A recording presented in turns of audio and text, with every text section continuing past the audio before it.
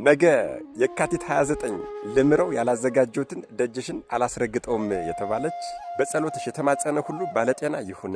በስምሽ ስሜ ተጨምሯልና ሁሉም እንደ ቃልሽ ይሁንልሽ። አደራ። ይሄ ስለ እናታችን የሰራሁት 4ኛ ቪዲዮ ነው። ሁሎችም ቪዲዮዎች እየታዩ አይደለም። ይሄም ተቀብሮ እንዳይቀር በደንብ አርጋችሁ ኮፒ ሊንክ በማድረግ ለሁሉም ሰው እንዲዳረስ አድርጉልኝ።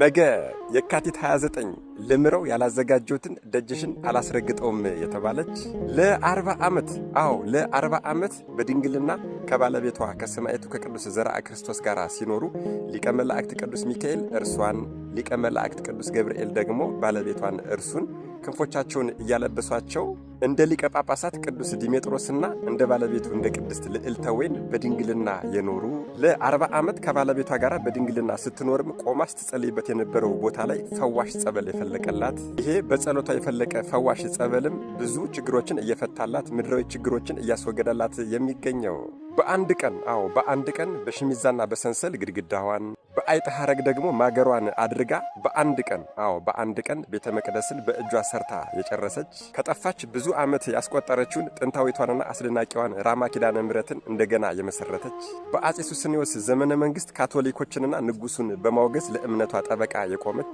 በዚህም የተነሳ ከንጉሱ ከአጼ ሱስንዮስ እጅግ በጣም ብዙ መከራዎች የደረሱባት የመግረፊያ አለንጎች የማያሳምሟት ይልቁንም በምትገረፍ ጊዜ ምድር አላስመታም እያለች እየተገለበጠች ትገረፍላት የነበረ በመጨረሻም ንጉሱ ማሰቃየት በሰለቸው ጊዜ አንገቷን ተሰይፋ ሰማዕት እንድትሆን ያደረጋት አንገቷን ከተሰየፈች በኋላም ለ2 ሳምንት ለ14 ቀን በገነት ከኖረች በኋላ መድኃኔዓለም ኢየሱስ ክርስቶስ ነፍሷን ከስጋዋ ጋር አዋህዶ አንገቷን ከገላዋ ጋር አዋህዶ ነፍስ ዘርቶባት እንደገና በተጋድሎ በብህትውና በሐዋርያዊነት የተጋደለች ከ40 ዓመት የድንግልና ሕይወት በኋላ ሊቀ መላእክት ቅዱስ ሚካኤል ተገልጾላት ከአብራክሽ የሚከፈል ደግ ፍሬ አለና ከባለቤትሽ ጋር በግብር ተገናኝ ቢላት ጌታዬ ሆይ የድንግልና ነገር እንዴት ይሆንልኛል ብላ ሱባኤ ገብታ በዚህ ጊዜ እናታችን ቅድስተ ቅዱሳን ቅድስት ድንግል ማርያም ተገልጻ የእግዚአብሔር ፈቃድ እንደሆነ ነግራት በአንድ ቀን በግብር ከባለቤቷ ጋር ብትገናኝ ባለቤቷ ከአልጋው ሳይነሳ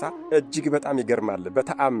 በተአምር በአንድ ቀን ተጸንሶ በአንድ ቀን የተወለደ በኃይለ መስቀሉ የሚባል በግንባሩ ላይ የመስቀል ምልክት ያለበት ልጅ የወለደችውንም ልጅ በሃይማኖት ኮትኩታ ካሳደገችው በኋላ ሊቀ መላእክት ቅዱስ ሚካኤል ወደ ገነት ነጥቆ ወስዶ ገነትን ካሳየውና ካስጎበኘው በኋላ ወደ ምድር ሊያመጣው ቢል ሊቀ መላእክት ሆይ በእናቴና በአባቴ አምላክ አምያለሁ ወደዚያች ምድር አትመልሰኝ ቢለው ከቅዱስ ቂርቆስ ማህበር ወስዶ ደምሮላታል።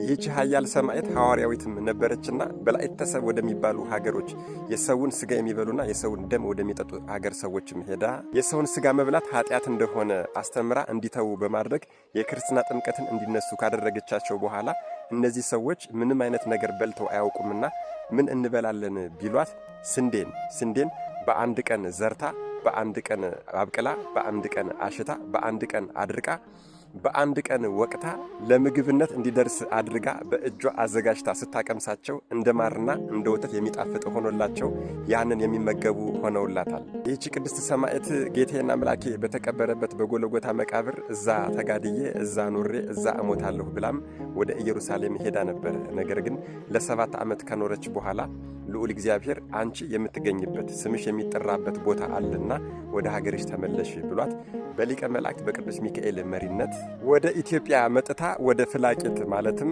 አሁን አጽሟ የሚገኝበት ቦታ ላይ ወይም ደግሞ በተለምዶ አጠራር ምንታምር ይባላል። ከርቀት ሊቀ መላእክት ቅዱስ ሚካኤል ሲያሳያት ይህች ቦታ ምንታምር ስላለች አሁንም ድረስ ምንታምር ተብሎ ይጠራላታል። በዚያ አጽሟ የሚያርፍበት ተአምሯ የሚደረግበት ቦታ ሆኖላታል። በዚህም ቦታ በእናታችን በቅድስተ ቅዱሳን በቅድስት ኪዳነ ምሕረት ስም ቤተክርስቲያንን በአንድ ቀን አሰርታ መድኃኔዓለም ኢየሱስ ክርስቶስ መጥቶ ባርኮላታል። በመጨረሻም ከብዙ ዓመት ተጋድሎ በኋላ ከዚህች ዓለም ሕይወት ልትለይ ስትል መድኃኔዓለም ኢየሱስ ክርስቶስ ተገልጾ በስምሽ ስሜ ተጨምሯልና ሁሉም እንደ ቃልሽ ይሁንልሽ፣ ለቤተ ክርስቲያንሽ ማንኛውንም አቅሙ የፈቀደውን መባ ስጦታ የሰጠ ያበረከተ ለቤተ ክርስቲያንሽ የተላላከ በቤተ ክርስቲያንሽ መጥቶ የተቀበረ ቤተ መቅደስሽንም ደጅሽንም መጥቶ የተሳለመ እስከ 12 ትውልድ ድረስ እምርልሻለሁ።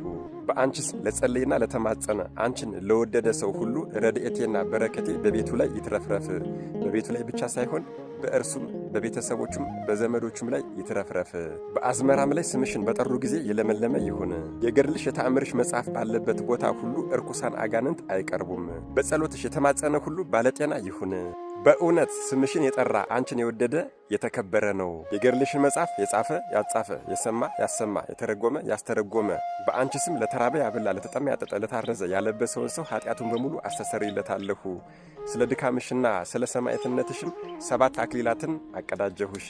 ስምሽ ከስሜ ጋር አንድ ሆኗልና አንቺን የወደዱ የተመሰገኑ ናቸው። አንቺን የወደደ እኔን የወደደ፣ አንቺን የጠላ እኔን የጠላ ነው የተባለላት ይህች ጻድቅ ሰማዕት መነኮስ ሐዋርያዊት እናታችን እመምዑዝ ቅድስት ፍቅርተ ክርስቶስ ነገ የካቲት 29 የእረፍት በዓሏ ነው። አደራ ቪዲዮቼ እየታዩ ስላልሆነ ይህንን ቪዲዮ በደንብ አድርጋችሁ ኮፒ ሊንክ በማድረግ ለሁሉም ሰው እንዲዳረስ አድርጉልኝ። ለቤቱ አዲስ ሆናችሁን ፎሎ ማድረግ እንዳይረሳ። መድኃኔዓለም ኢየሱስ ክርስቶስ ከጻድቀ ወሰማዕት እናታችን ከቅድስት እመምዑዝ ፍቅርተ ክርስቶስ ረድኤት፣ በረከት፣ ምልጃ፣ ቃል ኪዳን፣ ፍቅር አይለየን። አሜን።